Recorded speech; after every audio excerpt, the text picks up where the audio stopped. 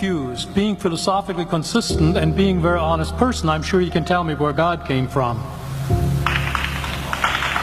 And in addition, once you've told me where God comes from, please try to clarify how you can figure that a spiritual force can have an impact on a material universe to create it.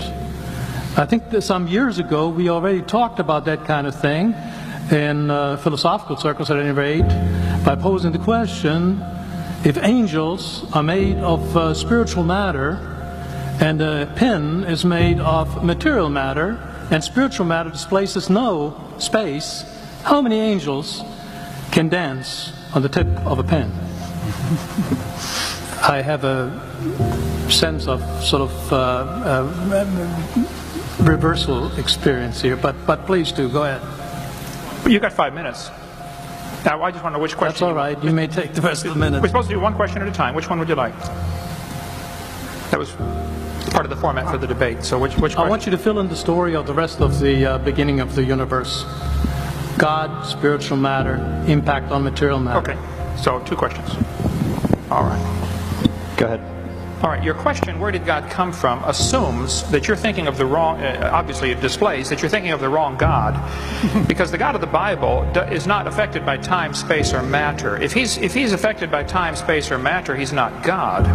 Time, space, and matter is what we call a continuum. All of them have to come into existence at the same instant, because if there were matter but no space, where would you put it? If there were matter and space but no time, when would you put it? You cannot have time, space, or matter independently. They have to come into existence simultaneously. The Bible answers that in 10 words. In the beginning, there's time. God created the heaven, there's space, and the earth, there's matter. So you have time, space, matter created, a trinity of trinities there. Just, time is past, present, future. Space has length, width, height. Matter has solid, liquid, gas. You have a trinity of trinities created instantaneously, and the God who created them has to be outside of them. If he's limited by time, he's not God. The guy who created this computer is not in the computer. He's not running around in there changing the numbers on the screen, okay? The God who created this universe is outside of the universe. He's above it, beyond it, in it, through it. He's unaffected by it. So the concept that a spiritual force cannot have any effect on a material body, well then I guess you'd have to explain to me things like emotions and love and hatred and envy and jealousy and rationality. I mean, if your brain is just a random collection of chemicals that form by chance over billions of years, how on earth can you trust your own reasoning processes and the thoughts that you think? Okay, so your question, where did God come from, is assuming a limited God. And that's your problem. The God that I worship is not limited by time, space, or matter. If I could fit the infinite God in my 3-pound brain, he would not be worth worshiping, that's for certain. So that's the God that I worship. Thank you.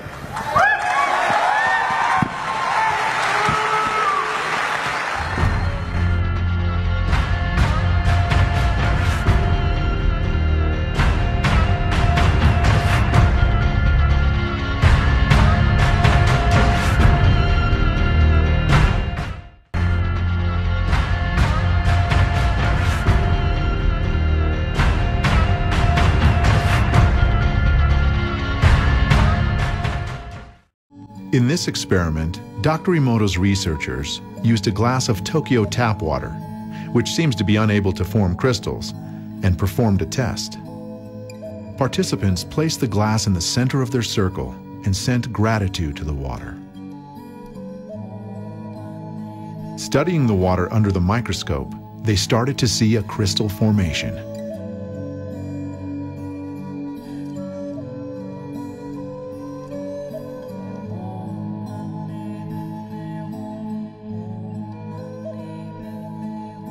Increased magnification showed the symmetry of the crystal, revealing how the tap water was transformed by the gratitude sent by the group. The crystal continued to grow, expressing the energies received. The tap water from Tokyo finally produced a beautiful crystal.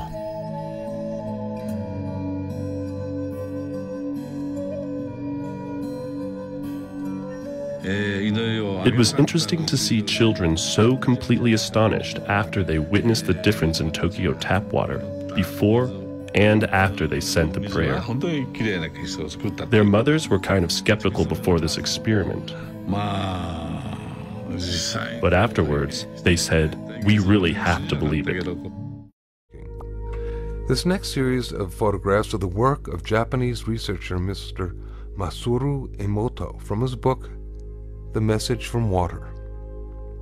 Mr. Emoto's work provides factual evidence that human vibrational energy, thoughts, words, ideas, and music affect the molecular structure of water. Please remember that water comprises over 70% of a mature human body and covers the same amount on our planet. Water is the very source of all life. This photo shows the beautifully formed geometric design of the Yushi Spring water. This next photo is from the Shimanto River, the last clean spring in Japan. Notice the extraordinary geometric forms. The fact that the molecular structure of water can be affected by our consciousness, our intent, and our sounds is extremely important. This photo is from the Mount Cook Glacier in New Zealand. Mr. Emoto has been visually documenting these molecular changes in water by means of his photographic techniques. He freezes droplets of water, then examines them under a dark field microscope that has photographic capabilities. His work clearly demonstrates the diversity of the molecular structure of water and the effects of the environment upon the structure of the water. This photo is from the fountain in Lourdes, France.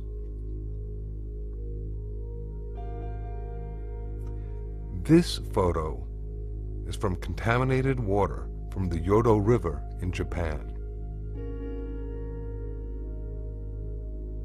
In this photo, we can compare the contaminated water with clean stream water. Look at the difference.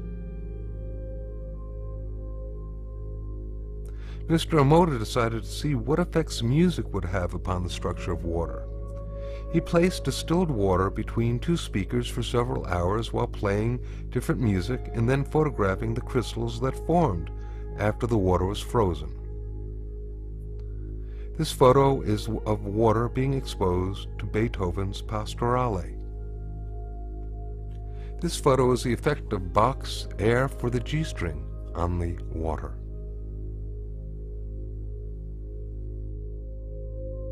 This photo is water exposed to Chopin's Farewell Song.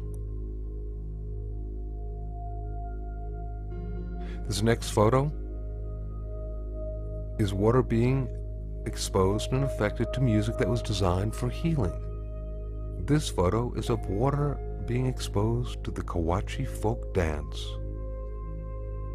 This photo shows the effect of heavy metal music upon the water. Here now we can compare the effects of healing versus heavy metal music and what happens to the water molecules. Mr. Emoto decided to see how thoughts and words affected the formation of untreated distilled water crystals by typing words onto paper and then taping this paper onto glass bottles overnight. This photo shows the effects of the words, "Thank you." This next photo shows the effects of the words, "Love and Appreciation." This photo shows the effects of the words, "You make me sick, I will kill you." And here we can compare the effects of "thank you" with the "you make me sick, I will kill you." Very, very different geometric forms being occurred through the intention. Now this photo is of a very polluted and toxic water from the Fujiwara Dam. Here now is the same water from the Fujiwara Dam after a Buddhist monk had offered a prayer over it.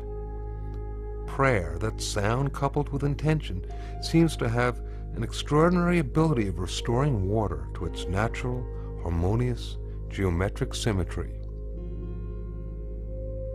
And in this photo we can compare the toxic water and then the effects of praying over the water.